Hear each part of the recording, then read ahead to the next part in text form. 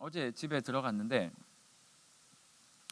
저희 아파트에는 희한하게 지정 주차제를 해요. 그래서 자기가 사는 제가 예를 들어서 뭐 1동 101호다 싶으면 1동 101호 주차장이 있어요.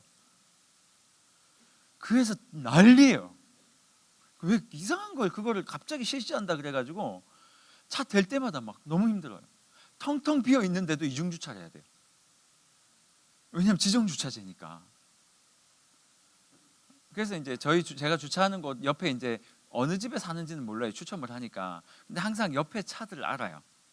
왜냐면 네 되니까 뭐 빨간 차, 흰 차 이렇게 아는데, 이번 주 중에 하루인가 이렇게 딱 들어갔는데 하얀 차 못 보던 차가 들어온 거예요. 반짝반짝하는 차가. 그것도 이제 우리나라 차도 아니에요. 와. 근데 어떤 한 아저씨가 계속 그 주변을 서성거리는 거예요. 그러면서 뭐 타이어 잘 있는지 보고 뭐 어디 끓긴 데 없는지 보고 하면서, 나이는 모르겠어요. 뭐 한 40대 뭐 한 초중반 된 것 같은데 모르겠어요. 그냥 얼굴로 봐서는. 예. 그래서 막 그 길 떠나지 못. 제가 주차하고 올라갈 때까지 떠나지 못하고 계속 차를 보고 뭐 만져보고 닦아보고 막 이러면서 막 주변을 막 돌아다닌 거예요. 제가 그 모습을 보면서 아이고, 저거 아무 의미 없는데 싶은 생각하고 올라왔어요. 저는 그게 의미 없는 거라는 걸 알아요. 왜냐하면 차를 사고 나서 긁혀봤거든요. 차를 사고 나서 저는 처음에 그랬었어요. 저는 프랑스 차를 탄다고 얘기를 했죠. 프랑스 뭐 자그마 1600cc 프랑스 차를 뭐 S 뭐 3 이런 거 타요. 그래서 아무튼 삼성차예요. 또 괜히 또 우리 목사님 또 이상한 이야기 하지 마세요.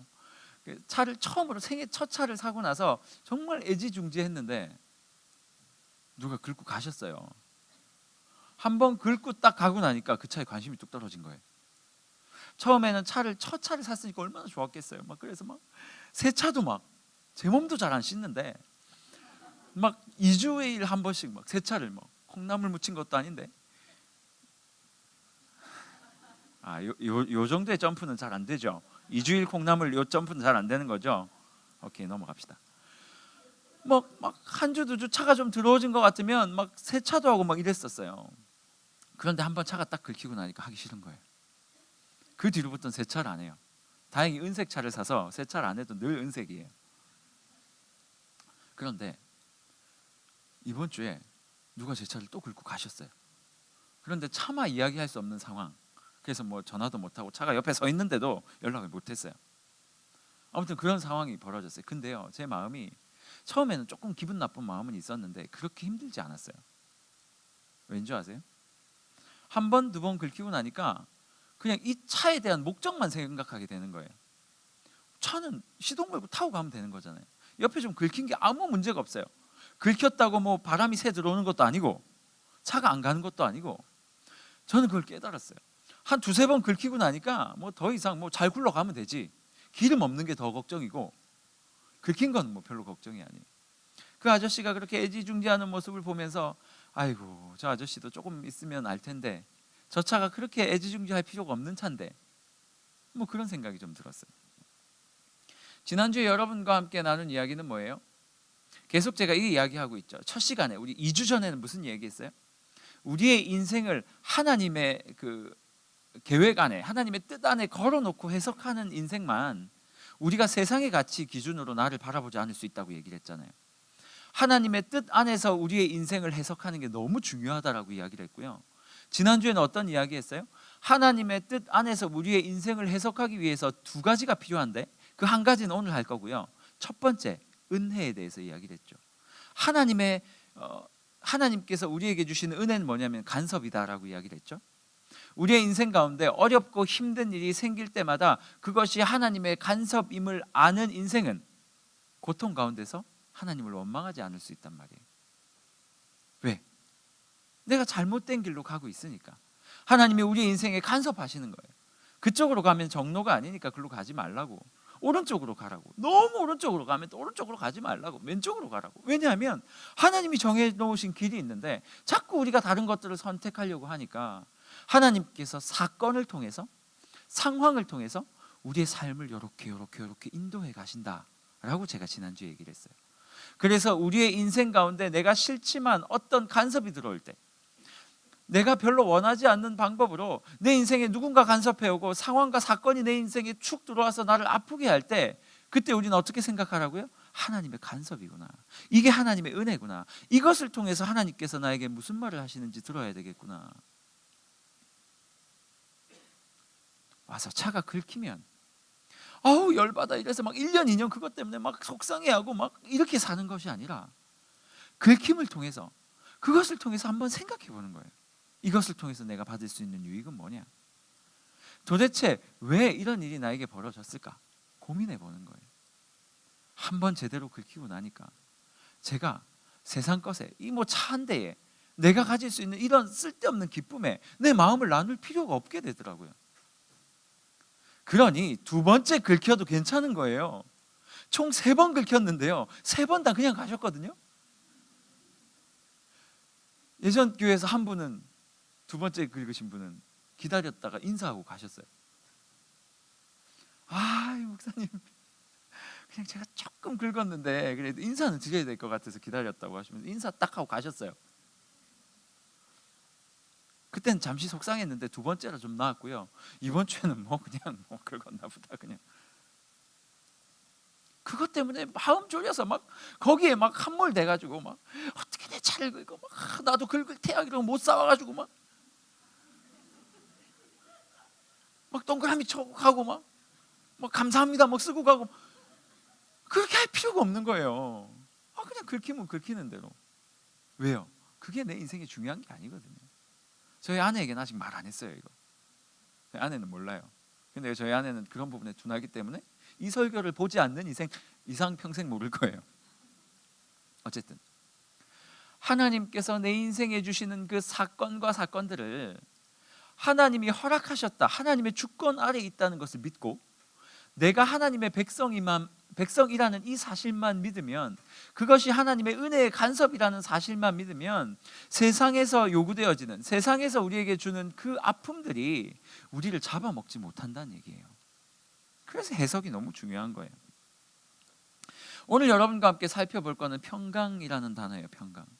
사도 바울이 하나님의 뜻에 인생을 걸지 못해서 작은 일들에 힘들어하고 아파하고 하나님께서 주신 사명을 떠나버린 에베소 성도에게 너희의 인생이 하나님께 걸렸으면 좋겠다라고 이야기한 다음에 뭐라고 축복하고 있냐면, 은혜와 평강이 너희에게 있었으면 좋겠다. 은혜는 간섭인데, 간섭의 은혜인데, 그러면 평강이라는 단어는 도대체 뭘까? 이 평강을 우리가 알면, 이 평강이 무엇인지를 알면, 그것을 우리가 소유할 수만 있으면 우리에게 주어지는 모든 고난과 그 아픈 일들을 하나님의 관점으로 해석할 수 있다는 말이에요. 도대체 평강이 뭐길래? 그래서 국어 사전을 찾아봤어요. 코리안 딕셔너리, 국어 사전이라는 뜻입니다. 눈이 와서 그래요? 이렇게 반응이 없죠? 평강은 국어사전에서 뭐라고 말하고 있냐면요, 편하고 걱정 없이 좋은 거다. 편하고 뭐라고요? 걱정 없이 좋은 거. 다시 말하면요, 뒤집어서 말하면 무슨 말이에요? 평안하지 못하다는 말은 뭐예요? 불편하고 걱정이 너무 많아서 싫은 거, 그게 평강이 없다라는 뜻이에요. 여러분, 문제 없는 인생은 없습니다. 진짜 문제 없는 인생은 없어요. 하지만 그 문제를 어떻게 받아들이고 해석하느냐에 따라서 그 인생의 질이 달라진다. 여러분 어떠세요? 지금 혹시 힘든 일 있으세요? 지금 힘든 일 있으신 분? 아, 괜찮아요. 우리 선모분, 네, 괜찮아요. 추우니까 이게 잘 안 움직이잖아요. 그러면 방금 마음으로 손들었던 분, 마음으로 손드셨겠죠? 그분들에게 다시 질문합니다. 작년에는 힘든 일 있었어요? 오케이. 지금 만약 우리가 40대라면 자, 묻습니다. 30대 중반에 힘든 일 있었어요? 20대 중반에는요? 여러분, 힘든 일이 없을 때는 없어요. 하나님으로부터 우리가 또 창세기 얘기하려고 하는데, 죄 짓고 나서 그 뒤에 인생은요, 힘들지 않으면 그게 이상한 거예요. 항상 우리의 시기에 맞는 힘듦이 우리에게 찾아온단 말이에요. 근데 참 웃긴 건 뭔지 아세요? 어떤 인생들은 힘듦이 찾아올 때마다 그거 탁탁 극복해가지고 쏙쏙 성장하는 인생이 있고요. 어떤 사람들은요, 힘들면 그냥 무조건 그냥 올라고만 해도 그냥 쓰러지는 사람이 있어요. 그래서 그것 때문에 몇 달 혹은 몇 년을 막 허우적거리다가 막 일어나요. 막 한 번 구렁에 탁 들어갔다 나왔는데 막 30대고, 어우 힘들어라고 들어갔다 나왔는데 또 40대고, 오 힘들어라고 들어갔다 나왔는데 주님이 내 앞에 계셔요. 여러분, 힘들지 않은 인생은 없어요. 시기에 맞게 그 아픔들이 찾아오는 거가 그게 우리 인생인 것 같아요. 초등학교 때 저희 집이 그렇게 잘 살지 못했어요. 제가 아주 어릴 때 초등학교 3학년 때까지는 부산에 서면이라는 아주 대도시 중심가가 있었어요.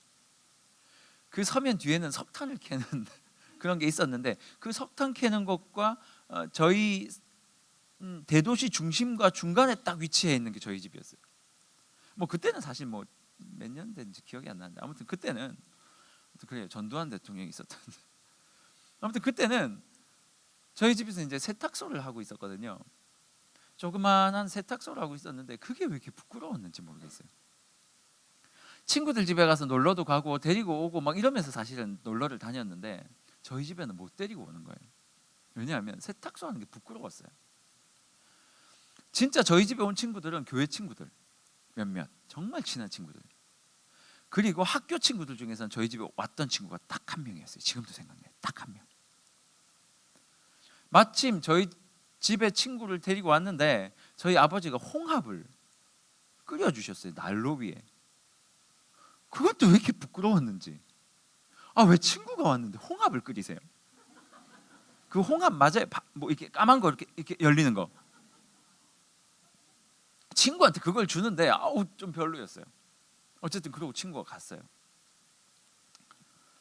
그리고 나서 제가 이제 다른 동네로 이사를 갔는데, 이사를 간 집에서는 저희 집이 공장을 했는데 천막으로 된 공장, 지난번에 한번 말씀드렸죠. 천막으로 된 공장 안에 천막으로 된 나무 문을 이렇게 열고 들어가면 문도 제대로 없는 거예요. 그러니까 나무를 이렇게 열고 들어가면 안에 기계들이 몇 개가 있고, 조금 더 들어가면 합판으로 이제 이렇게 막아 놓은 거예요. 그 안에 집이 있었어요. 거기 친구를 어떻게 데리고 와요? 화장실을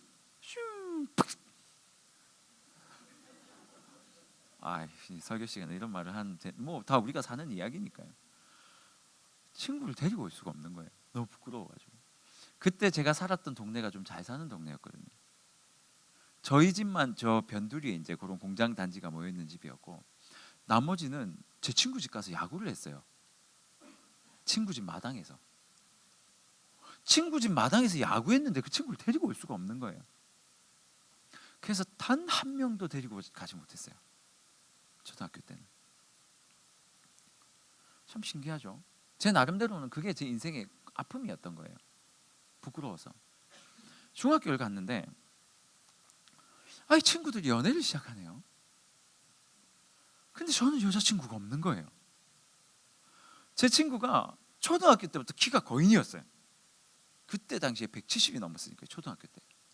얼굴 잘생기고 베이스 기타, 오늘 모집하는 베이스 기타 잘 치고 노래 잘하고 모든 걸 다 갖춘 친구. 그 친구는 막 여자친구도 있고 막 이랬는데 저는 항상 없었어요. 그게 또 컴플렉스였어요. 내가 못생겨서 그런가? 아니면 내가 공부를 못해서 그런가? 근데 여러분 너무 걱정하지 마세요. 그 친구는 지금도 그래요. 초등학교 때 그 키가 지금도 키예요. 그래서 그 친구가 이렇게 있었는데 이게 초등학교, 중학교, 고등학교, 대학교 뭐 이렇게 오면 뭐 여전히 그 친구도 뭐 그래요. 뭐 그래 얘기를 하는 게 아니라 여전히 중학교 때 제 인생의 발목을 잡은 게 또 그거였죠. 그 되게 우울한 시기를 좀 보냈었어요. 그러면서 고등학교 오면서 결단을 했어요. 난 잘생겼다. 결단을 했어요. 난 잘생겼다. 그리고 거울을 한 번씩 매일 보면서 넌 잘생겼다고 나갔어요. 진짜 잘생겨지더라고요. 그게 지금이에요. 비웃지 마시고요. 고등학교를 갔는데 왜 이렇게 공부를 못해요? 저희 학교는 서울대를 10명씩 가는 학교였어요. 지방에서. 되게 좋은 학교예요. 근데 제 친구들은 다 공부를 잘했어요. 진짜 신기한 게 뭐냐면 중간고사 때 같이 놀거든요. 진짜로 시험 공부를 같이 해요. 진짜 전교 1등, 2등, 뭐 4등 뭐 이렇게 하는 친구들이었어요. 그래서 저는 반에서 같이 놀고 중간고사 농구하고 이렇게 해서 들어가면 책상 붙이고 자고 해지면 집에 갔어요. 근데 걔네들은 시험을 치면 늘 그랬고 저는 늘 왜였어요. 나는 왜 이렇게 공부를 잘할까? 심지어는 그 공부 잘하는 친구 엄마가 공부 못한 친구 2명이 있었거든요. 그 옆에 있는 친구한테 가가지고 우리 애하고 놀지 말라고 고등학교 때 놀지 말라 그래가지고 그 친구하고 멀어졌어요. 그 이유가 그거였어요. 교회 잘 다니는 집 아들이었거든요. 그 이유가 니네들 공부를 못하기 때문에 같이 어울리면 안 된다고. 뭐 어울리면 뭐 안 돼요. 공부 잘하네. 맨날 담배 펴가지고 제가 담배 못 피게 맨날 이러고 있었는데 저와 멀어지고 나서 그 친구는 담배를 계속 쭉 잘 피고 술도 잘 먹고 갔어요. 그냥 절로. 지금 어떻게 사는지 몰라요. 그런 게 또 저의 인생의 어려움이었어요. 제가 지금 무슨 말을 하고 있는지 아세요? 대학교 때는요, 신학을 하고 나서는요, 저희 집안에 아무도 없어요. 예수 잘 믿는 사람이 있는데 뭐 목사님도 아무도 없고 장로님 한 분 계신데 뭐 그냥 그렇고, 아이고, 들으시면 안 되는데 뭐 저한테 도움될 사람이 아무도 없어요. 저 혼자 그냥 신학 첫 목사예요, 집안에. 인생을 살다 보니까 아직 많이 안 살았지만 맨날 그 시기에 맞는 고난들이 계속 찾아오는 거예요. 고난들. 여러분 이거 어떻게 해석하실래요? 평생 나에게 찾아오는 고난의 문제, 어려운 문제, 힘듦의 그 문제를 어떻게 해석하실래요? 그냥 재수 없어서 그렇다, 그렇게 하고 살아가시겠어요? 오늘 말씀을 통해서 여러분 자신을 한번 좀 비교해 봤으면 좋겠어요. 본문에 보면요, 바울과 에베소 성도가 나오잖아요. 지난주에도 말해서 짧게만 말하고 넘어갈게요. 바울은 그때 당시 로마에 있는 감옥에 갇혀 있었어요. 외로웠어요. 힘들었어요. 감옥에 풀려나면 되냐? 그것도 아니에요. 나도 가족이 없었어요. 나이는 많았고. 그러니까 감옥에서 풀려나는 것도 사실 바울한테 큰 뭐 의미가 없었을 수도 있어요. 그리고 간수들이 있으니까 간수하고 이렇게 말동무하면서 지내는 게 오히려 행복했는지 모르겠지만, 감옥에 풀려나도 특별히 바울에게 뭐 찾아오는 건 별로 없었어요. 감옥에서 계속 있으면요, 최악의 상황은 사형이 최악일 거 아니에요. 그건 너무 비참하고, 사실 인간적으로 보면 사도 바울이 하나도 즐거워할 이유도 없었고 기뻐할 이유도 없었고 그런 상황이었어요. 편지 받는 사람들, 에베소인들은요, 에베소 교인들은요, 제가 지난주에 얘기했잖아요. 가장 부유한 도시였다고요. 편차는 있었겠지만 기본적으로 여러분, 미국에 살면 굶어 죽는 사람은 많이 없을 거 아니에요. 미국에서는 거지도 맥도날드를 먹는데요. 여러분도 맥도날드 먹잖아요. 여러분, 부자 나라에 살면 아무리 가난해도 굶어 죽진 않을 수 있단 말이에요. 에베소 교인들이 아주 부자지역에 살았기 때문에 물론 연약함이 있었겠죠. 뭐 배고픔이 있었겠죠. 하지만 뭐 극심하진 않았을 거라 저는 생각을 해요. 물론 그들에게도 문제가 있었어요. 뭐 안에 뭐 싸움이 나가지고 막 유대인들과 막 이방인 그리스도인과 유대인 그리스도인이 막 서로 싸우고 막 그래가지고 난리는 났었어요. 그래서 힘든 부분은 분명히 있었어요. 그럼에도 불구하고요, 사도 바울과 그들을 비교해 보면, 1대1로 비교하면 에베소는 너무 평안한 좋은 상황이고요, 사도 바울은 진짜 비참한 상황이에요. 그런데 지난 시간에 말했던 것처럼 사도 바울이 에베소 성도들을 위로하고 있더라는 거죠. 여러분 어떻습니까? 문제는 양쪽 다 있었어요. 그런데 사도 바울은 진짜 큰 문제를 가지고 있었음에도 불구하고 행복하게 괜찮다 하면서 살았고요, 에베소 성도들은 비교적 바울에 비하면 별거 아니었어요. 관계의 문제였으니까. 그런데 그런 문제를 가지고 너무나도 힘든 인생을 살았다라는 거예요. 여러분 어떤 인생 가운데 있으세요? 바울처럼 살고 있습니까? 아니면 에베소 성도처럼 살고 있습니까?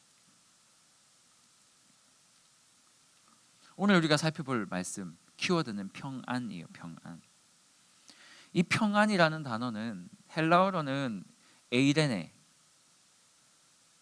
뭐 별로 뭐 감동도 없죠. 뭐 들어서 뭐예요? 에이레네 뭐 아니라네 뭐. 히브리어로는 여러분이 잘 아는 단어예요. 뭘까요? 샬롬. 이 샬롬이라는 단어, 에이레네라는 이 단어는요, 상황적인 평강이 아니에요. 평강과 평안은 같은 말인데 상황적인 평안을 말하는 게 아니에요. 무슨 말이냐면 나에게 주어진 어떠함 때문에 평안하고 행복하고 기쁨을 얘기하는 게 아니에요. 성경에서 말하는 평안은 다 그래요. 그럼 도대체 목사님 무슨 뜻이에요 그게? 뭐예요 그게?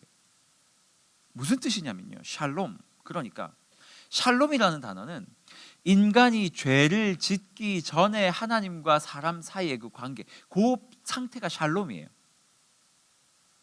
무슨 말인지 아시겠어요? 죄가 없어서 하나님과 우리와 누리던 그 아름답고 행복했던 그 관계적인 평안을 샬롬이라고 부르는 거예요. 그러니 평안이라는 뜻, 여기서 말하는, 바울이 말하는 평강이라는 뜻은 네 안에 있는 문제가 해결되어서 너희가 행복하고 기쁘게 해주겠다라는 말이 아니고요. 비록 우리는 계속 문제투성이 인생을 살아가겠지만 그 안에서도 하나님과 우리와의 관계적인 평안을 이루라는 거예요. 그게 우리에게 진짜 평안이다라고 말하는 거예요. 너무 어렵나요? 관계적인 평안. 그러니 하나님과 우리 사이에 신뢰가 있고 믿음이 있고 그분과의 관계가 좋으면 우리 상황이 어렵고 힘들지라도 우리는 평안을 누릴 수 있다는 말이에요. 그런데 아무리 평안한 에베소 성도들처럼 부유한 도시에 살지라도, 아무리 평안한 인생 상황과 환경들이 펼쳐졌을지라도 하나님과 나와의 관계가 깨어지면 그게 고통이에요. 그게 고통이에요. 여러분, 살면서 제일 힘든 제일 힘든 아픔이 뭐예요? 저는 사실 관계 깨지는 거였어요. 그 아픔의 극단으로 올라가면 이성교제 하다가 헤어지면 그게 이제 관계 깨짐의 극단이잖아요. 부모님과의 관계가 깨지고, 가족들과의 관계가 깨어지고, 친한 친구와의 관계가 깨어지고, 형제들과의 관계가 깨지고, 그게 제 인생을 제일 많이 괴롭힌 그것 중에 하나인데, 어쨌든 오늘 본문을 통해서 하나님께서 우리에게 말씀하시는 건 뭐냐면, 제발 하나님의 뜻 안에서 너희의 인생을 해석하기 위해서 진짜 필요한 것은 은혜뿐만 아니라 또 하나가 있는데, 그건 뭐냐면 하나님과의 관계 안에서 평안이 주어진다는 이 사실을 인식하라는 거예요. 그러니 사고가 터지고 문제가 생기고 막 고난이 찾아오고 했을 때 여러분이 제일 먼저 뛰어가지 말아야 할 곳이 어디예요? 사람이에요. 나 좀 도와주세요. 나 너무 힘들어요. 우리는 이 말 하고 싶은 게 마음에 너무 많거든요. 저도 그랬어요. 뭐 문제 생기면 그 문제를 제일 잘 풀 것 같은 사람에게 전화를 하죠. 그래서 자기 상황을 막 설명을 해요. 그러면서 문제를 해결하려고 한다고요. 그런데 그걸로 해결 안 된다라고 말하고 있는 거예요. 그걸로 해결 안 돼요. 어디로 뛰어가야 된다고요? 아프면, 힘들면 하나님께 가는 거예요. 그래서 하나님께 묻는 거예요. 하나님, 간섭 은혜라 그랬는데 이거 어떻게 해석해야 될지 나에게 말씀해 달라고. 그 안에서 하나님께서 주시는 은혜로 말미암아, 말씀으로 말미암아 그것을 해석하지 않으면 여러분은 이번 문제는 어떻게 해결될 수 있을지 모르지만 그 다음에 해결될 문제는 어떻게 할 거예요? 계속 거기 넘어지는 거예요. 그럼 목사님,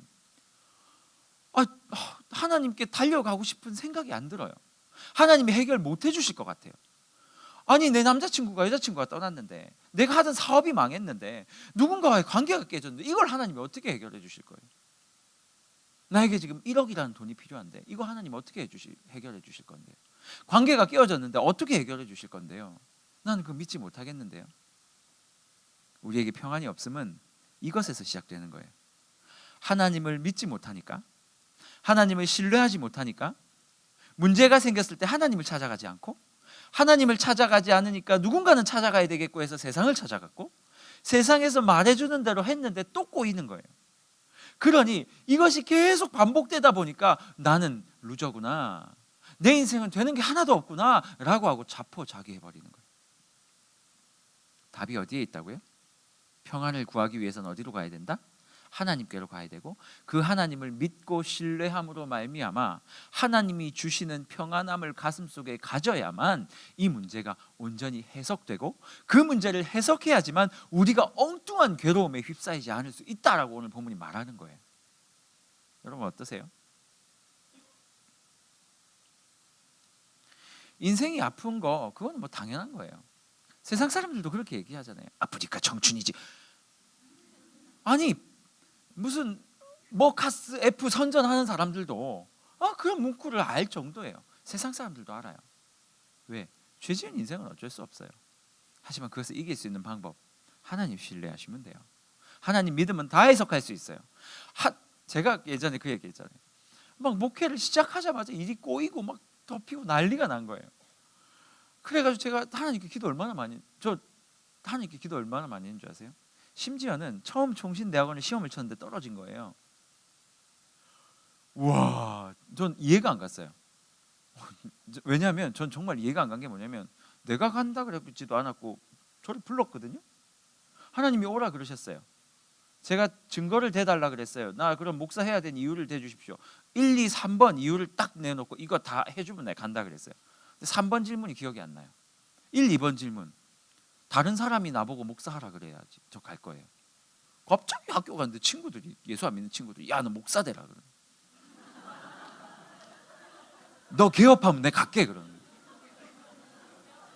예수 안 믿으니까 개업인 거예요. 하나님 사람 붙여주세요. 뭐 생판 알지도 모르는 목사님이었는데 갑자기 그 목사님 알게 돼가지고 얼마나 많이 성경도 배우고 얼마나 많은 도움을 받았는지 몰라요. 여러 가지 하나님 앞에 기도했던 것들이 척척척 이루어져서 간 거거든요. 근데 첫 관문이 시험을 딱 쳤는데 딱 떨어진 거예요. 제가 그때 하나님께 뭐라고 기도했는 줄 아세요? 이런 기도는 절대 배우시면 안 돼요. 딱 앉아가지고 뭐라고 했냐면, 하나님 지금 저랑 장난하세요? 저를 정죄하지 마세요 여러분. 그때는 그냥 그렇게 했어요. 지금 생각해보면 제가 정신 나갔죠 우리 주님께. 근데 그때는 뭐 철부지 20대 중후반이었으니까. 그래서 그렇게 기도를 했어요. 그리고 나서부터 문제가 생기기 시작했어요. 뭐 신대원을 가고 뭐를 가고 이렇게 쭉쭉 갔는데 막 계속 일이 터지는 거예요. 막 교회에서 쫓겨나고 막 사람들 관계 깨지고 막 뭐 어떻게 되고 막. 진짜 여러분에게 다 말할 수는 없지만 신대원 형들이 뭐라고 얘기를 했냐면, 제가 웃고 다니까 쟤 드디어 미쳤다. 이런 상황에서 웃을 수 있는 거는 미칠 뿐이다. 미쳐야만 웃을 수 있다. 교수님들 막 찾아와서 내가 너의 버팀목이 돼줄게 그러고 진짜 그러셨어요. 왜냐하면 저희 대적이 저를 쫓아내겠다 그랬고 학교 못 다니게 하겠다 그랬거든요. 제가 잘못한 거 하나도 없어요. 거짓말하라 그래서 안 한 것뿐인데, 어쨌든 막 그런 일들이 막 벌어지니까 너무 힘들었어요. 그런데 그 과정을 다 겪고 나서 하나님의 인도하심을 딱 뒤돌아보니까 어떤 생각이 드냐면, 야, 이 하나님 진짜 믿을 만한 분이다. 진짜 믿을 만한 분이다. 왜냐하면요, 감쪽 같았어요. 저를 다른 교단으로 옮기시더라고요. 그래서 저 지구촌교회에서 사역을 한 거예요. 침례거든요. 다른 교단으로 저를 옮기셨어요. 그분들 입장에서는 제가 사라진 거예요. 그리고 나서 안수받을 때 되니까 또 정통 우리 교단으로 또 옮겨온 거예요. 이건 뭐 간단하게 이야기한 건데요. 하나님이 저의 인생을 책임지시고 인도하시는 이 과정 가운데 보이셨던 그 섭리가 절대 그분을 믿지 않고는 버티지 못할 만큼의 섭리였어요. 그 이후로는 하나님을 믿지 않을 수가 없었어요. 하나님을 믿으니까 어떤 일이 딱 벌어져도 제 안에 잠깐은 힘든 일이 있어요. 그게 해결될 때까지 힘들죠. 아파요. 근데 궁극적인 평안이 있어요. 이것도 지나가리라. 이 또한 지나가리라. 지나갈 거다. 지나갈 거다. 하나님을 대한 믿음이 있으니까, 하나님을 믿으니까 제 안에 평안이 있고요. 평안이 있으니까 제 앞에 벌어진 일 때문에 스스로 자학하지 않더라고요. 여러분 어떠세요? 엄청 비참해 보이세요, 인생이? 목사님, 10년째 똑같은 아픔이 있어요. 너무 아프죠? 그것 때문에 내 인생이 비참해 보이세요? 여러분, 자학하시면 안 돼요. 우리의 인생은 하나님의 뜻에 걸려 있다고요. 우리가 아무리 도망가려고 해도 도망갈 수가 없어요. 왜요? 제가 지난주에 얘기했잖아요. 하나님의 간섭함의 은혜가 와서 여러분들을 계속 때릴 거예요. 올 때까지. 우리가 할 일은 뭐냐면 하나님을 그냥 믿는 거예요. 그분을 믿음으로 말미암아 내 안에 평안을 소유하는 거예요. 그리고 여러분의 인생을 다시 들여다보는 거예요. 그럼 다른 결론을 가져올 수 있을 거예요. 정리하죠. 상황적인 평안 너무 좋아요.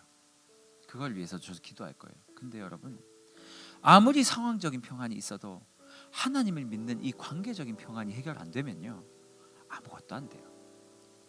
제가 얘기했잖아요, 몇 주 전에. 저랑 통화했던 그 청년, 희귀병으로 치료 방법도 없고 아주 조금씩 몇 년을 걸쳐서 조금씩 나았는데 이제 겨우 밖에 나가서 산책 정도 할 수 있도록 몸이 그 정도 회복됐어요. 미치죠. 제가 지금 19살 이야기하는 거 아니에요, 여러분. 조이스 나이예요. 펼쳐진 거 하나도 없죠. 그렇게 아픈데 취업할 수 있어요?